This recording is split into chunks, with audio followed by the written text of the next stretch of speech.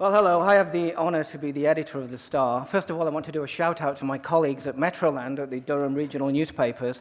I have some idea of their team and how hard they work, and they deserve their award. I want to thank the Canadian Journalism Foundation, and I want to thank the jury members. And may I say, they appear to be a very smart and intelligent group of people. Give myself a tick for that one. Yeah.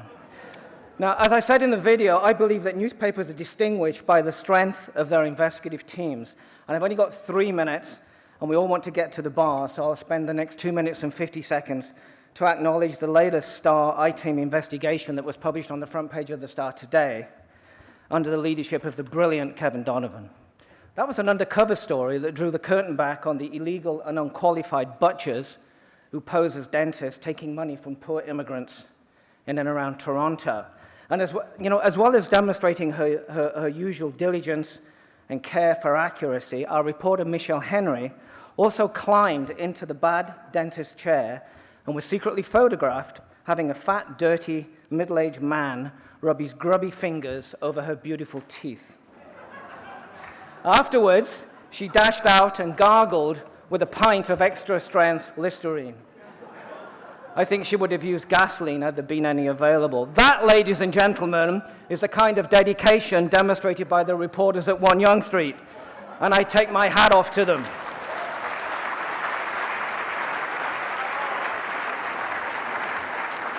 Because while a good newspaper must have good owners and a good publisher, an editor is only as good as his reporters. And that's what it's all about in our business, good reporters.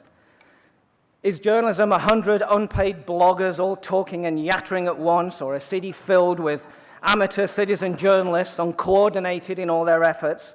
Those bloggers and citizen reporters are as close to real reporters as karaoke is to Frank Sinatra live and in person.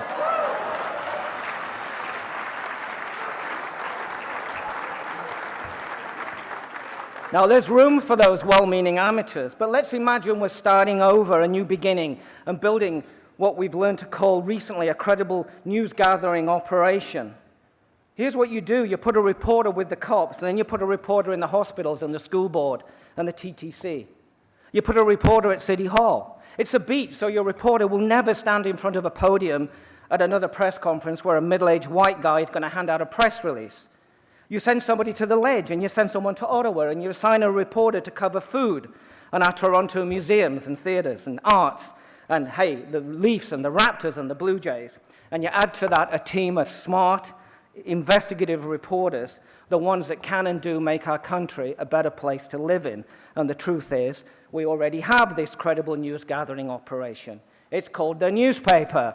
And you know what? It's magnificent. And the magnificence, ladies and gentlemen, starts with the reporters. And we need to back them up with good salaries and benefits and expensive legal muscle when the bad guys start spitting out their subpoenas. And we shouldn't be looking too closely at their expense account claims. That's another tick. But you've got to have good owners, and you've got to have good publishers. And the Star is blessed with its obligation to publish each day with a daily application of the Atkinson Principles. And the Star is blessed to have John Hondrick and John Cruikshank running our newspaper. They understand the value of good reporters and what you have to pay to get it done right. They never need reminding that editors and owners and publishers are only as good as their reporters. They believe it. Now, there are plenty of good reporters in this room tonight, and there are plenty of good reporters in this town. Many of them, in fact, I would say most of them work for the Star, but they also work for the Globe, and they work for the National Post, and they work for the Sun. And that spells competition in Toronto, and I love it. It's the journalism of pursuit. It's the journalism of energy.